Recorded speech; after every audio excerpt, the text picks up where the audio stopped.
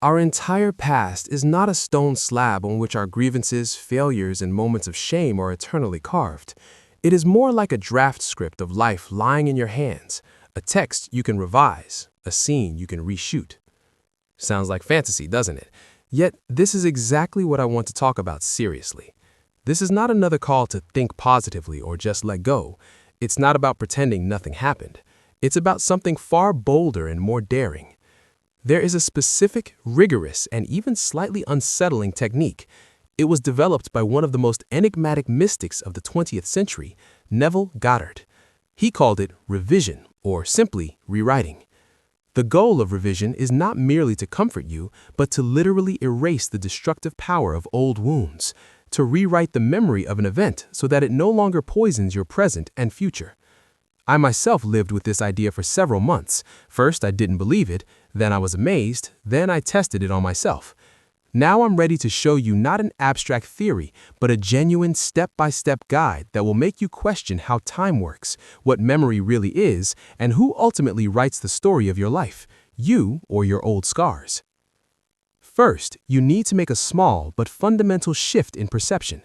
We are accustomed to thinking of time as linear. Yesterday was, today is, tomorrow will be. The past is fixed, unchangeable, and forever defines us through experience, trauma, and lessons learned. Goddard claimed the opposite. Past, present, and future coexist simultaneously in an eternal now. Everything already exists. Your consciousness is like a projector that illuminates specific frames on the screen of reality from an infinite reel of possibilities. Traumatic memories are just one vivid, heavy frame that you habitually keep projecting over and over. This projection shapes your fear, distrust, blocks, and self-limitations. But what if you have access to the editing table? What if you can cut out that frame and insert another, more harmonious one? That is the essence of revision. You do not erase the memory as a fact, you change its emotional and semantic core, its charge, and thereby stop its harmful influence on the present. Why is this so important?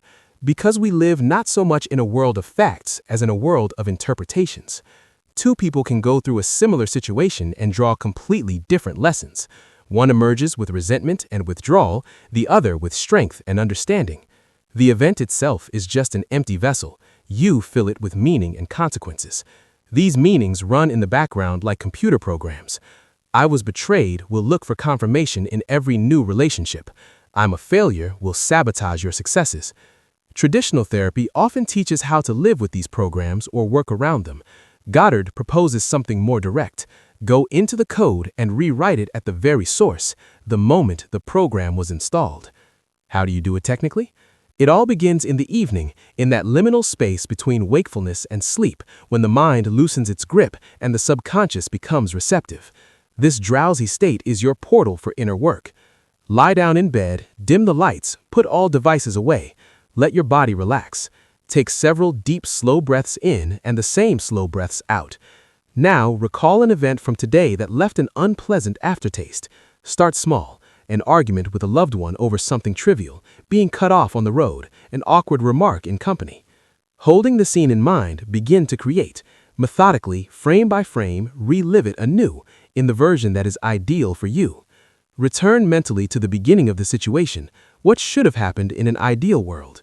For example, instead of snapping, you calmly say, I'm tired today. Let's sort this out tomorrow, and right now, just have dinner and relax. You see your partner's face soften. They nod, and warmth arises between you. You sit at the table, laugh at something, and the evening passes peacefully in a calm, harmonious atmosphere. Fill the new script with details. What you see around you, what sounds you hear, what sensations you feel in your body. Most importantly, catch the feelings: relief, quiet joy, safety, acceptance. Stay in them for a few minutes and gently fall asleep with this sensation. From a materialist perspective, nothing has changed, but psychologically, you have performed an act of creation. You have charged the neural network of that memory with a new positive energy. For the subconscious, which does not distinguish vivid imagination from physical experience, this version becomes more real, more true. You have given it a new directive, and the subconscious, being a perfect servant, begins to align with this new foundation. That was just the training phase. Now, let's move to the deeper traumas. The principle remains the same, but it will require more courage and self-love. Suppose you were bullied at school, and even now, entering a new group, you feel like that frightened child. Or a parent constantly criticized your choices, and an inner censor still blocks your creativity. In a state of deep relaxation, mentally return to that age and setting, but with a new script. You change your inner response, and as a result, the meaning of the event. For example, in the school hallway, a teacher suddenly appears who steps in and protects you. Or you discover an unexpected inner strength. You calmly look the ringleader in the eye, and your dignity makes him back down.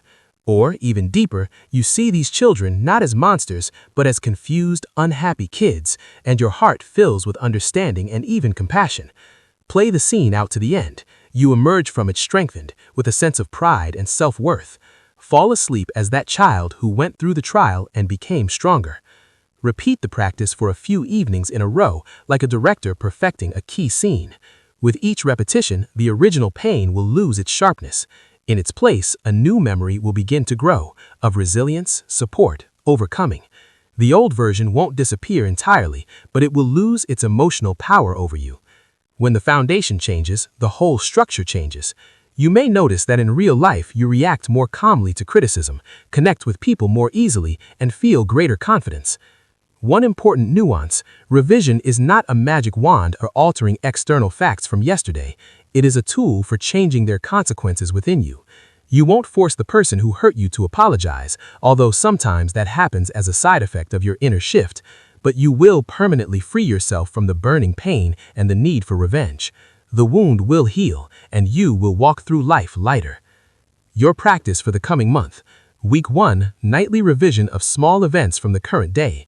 Week 2, choose one more significant episode from the recent past, a month or a year ago, and work with it for a few evenings. Weeks 3 and 4, if you feel ready, very carefully approach one of your core traumas. Don't rush. Keep a journal and briefly note your morning feelings. You'll see how your emotional background shifts. And remember Neville Goddard's words: imagination is not an escape from reality. It is its only true creator.